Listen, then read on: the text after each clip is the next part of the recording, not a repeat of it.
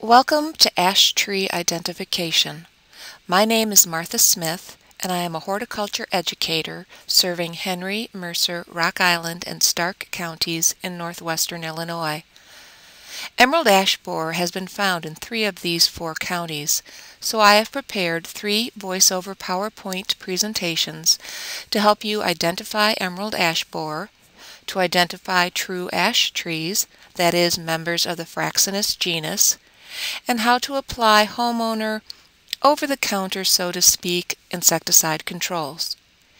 If you have further questions, you can contact me at the email listed or contact our office at area code 309-756-9978, and either myself or a trained Master Gardener volunteer can assist you.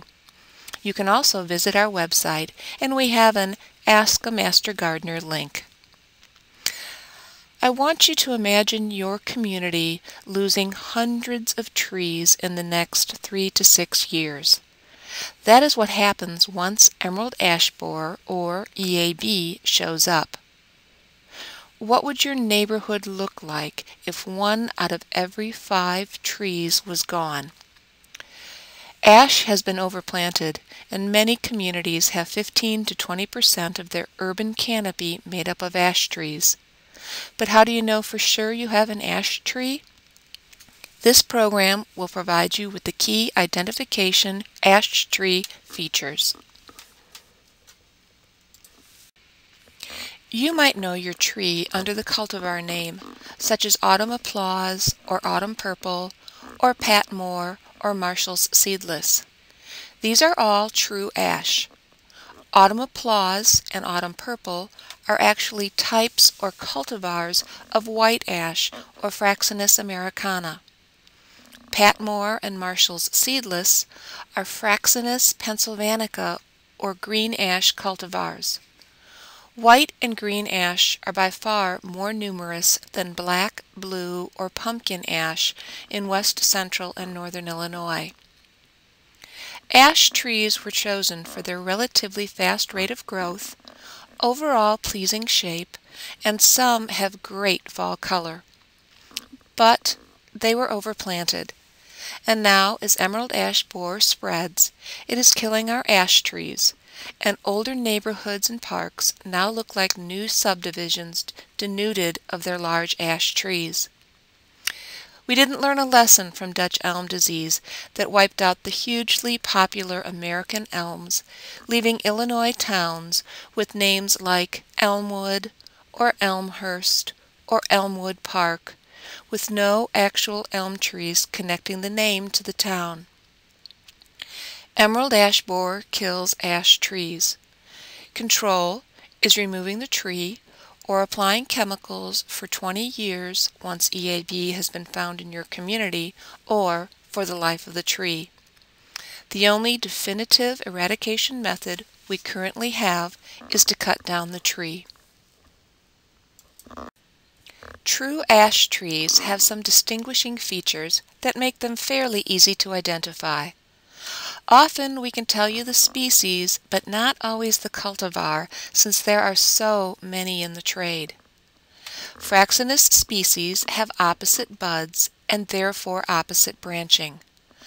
Buds are located directly across the stem from each other. They are not alternate, where buds alternate from stem side to stem side, not directly across. There are more trees with alternate branching than opposite branching, so it is a good key feature to look at first.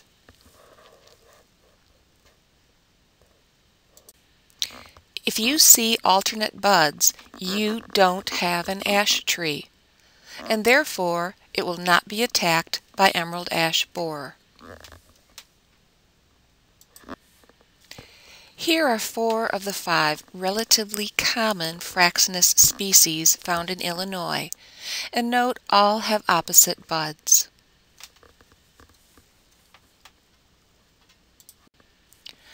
When the leaf drops off in the fall, it leaves behind a leaf scar. These can be very unique to that species, so they are also used when identifying a tree. Look at green ash and notice the scar is flat-topped and does not wrap around the bud. Now look at white ash and notice the leaf scar looks like a smile wrapping around the bud.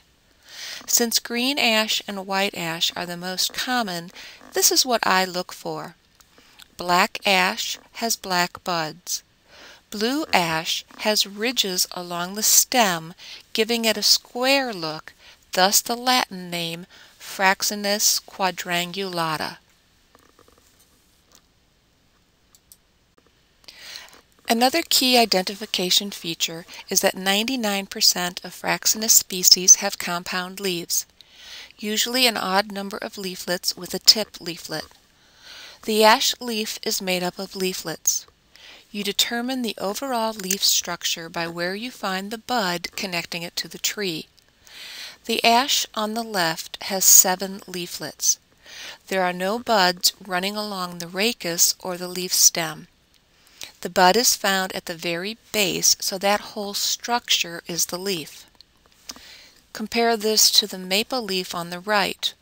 1 leaf and 1 bud at the base, so this is a simple leaf.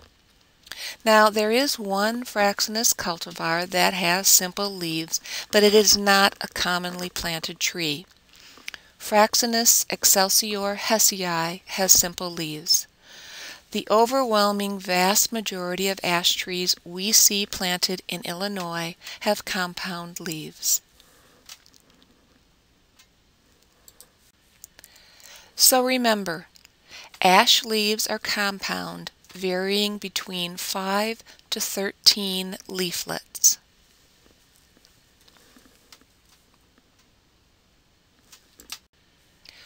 Bark can be challenging to use solely for identification and often only on older trees. In general, white ash and green ash are described as having bark with a ridged and furrowed diamond pattern, but sometimes you have to step back from the tree to really notice this. Black ash has bark that is flaky and scaly, not ridged and furrowed. Blue ash bark is described as platy or shaggy. The inner bark contains a substance which turns blue when exposed to air.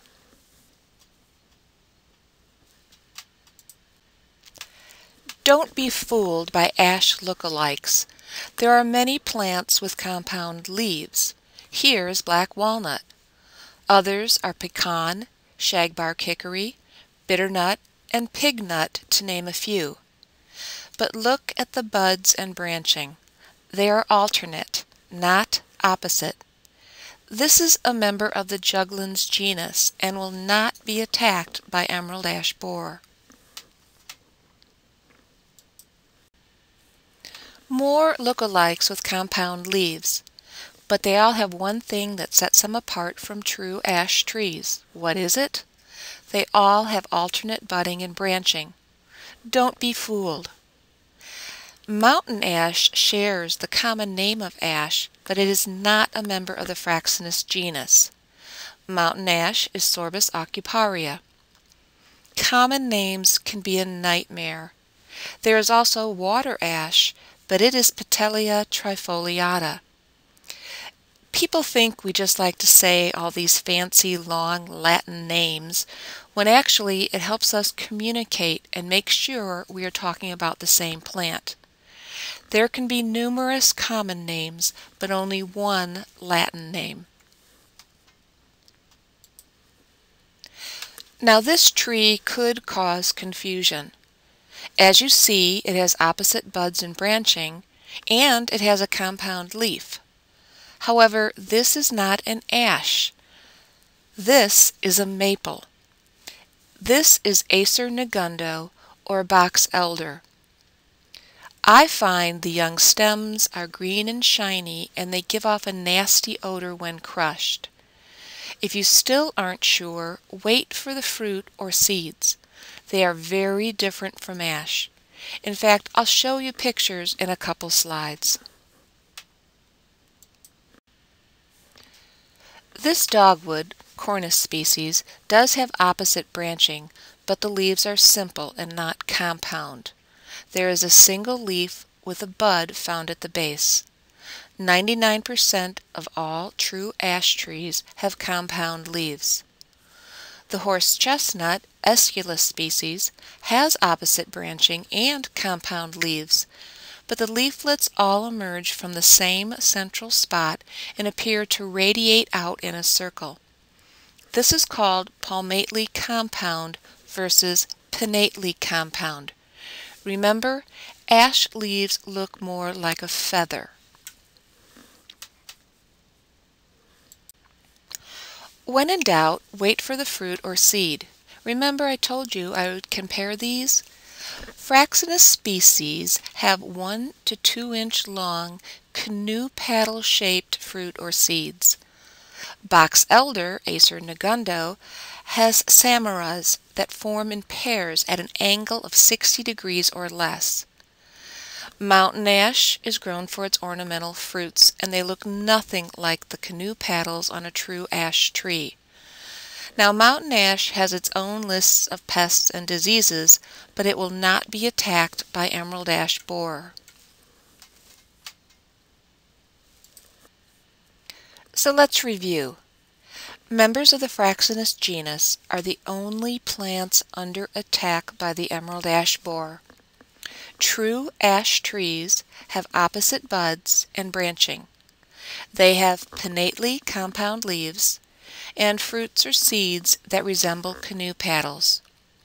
So you now should be able to determine if you have an ash tree, or if it is something else that won't be attacked by emerald ash borer. This has been a quick guide to help you identify an ash tree. There is an easy-to-follow ash tree identification and emerald ash borer symptom checklist on our website at web.extension.illinois.edu/HMRS/EAB/. There are also other links to informative sites such as Illinois Department of Agriculture emerald ash borer and recent research articles on EAB. Once emerald ash borer is found in a community, there is an increase in calls coming into University of Illinois Extension offices. Due to this increase, site visits are not possible. But you can submit samples and photos either by stopping by an office or mailing or emailing pictures.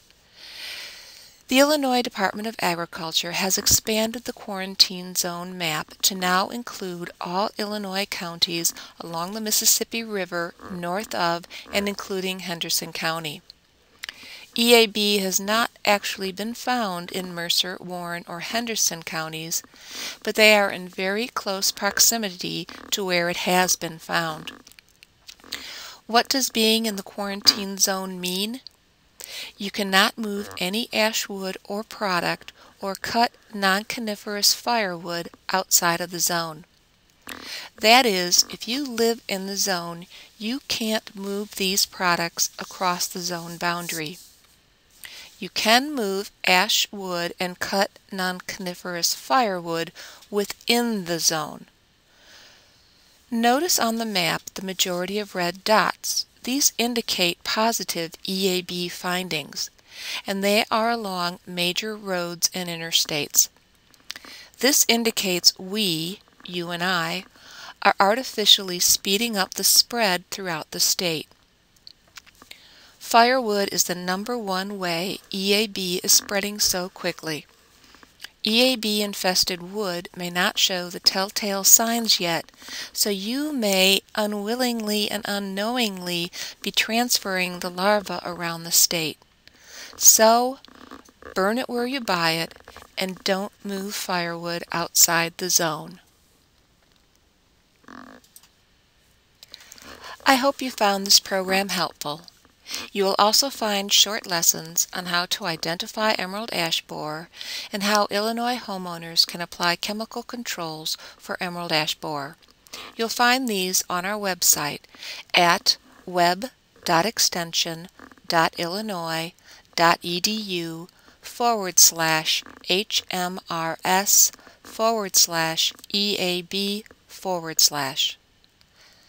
Thank you for taking the time today to learn about identifying true ash trees, members of the Fraxinus genus. This has been Martha Smith, Horticulture Educator, University of Illinois Extension.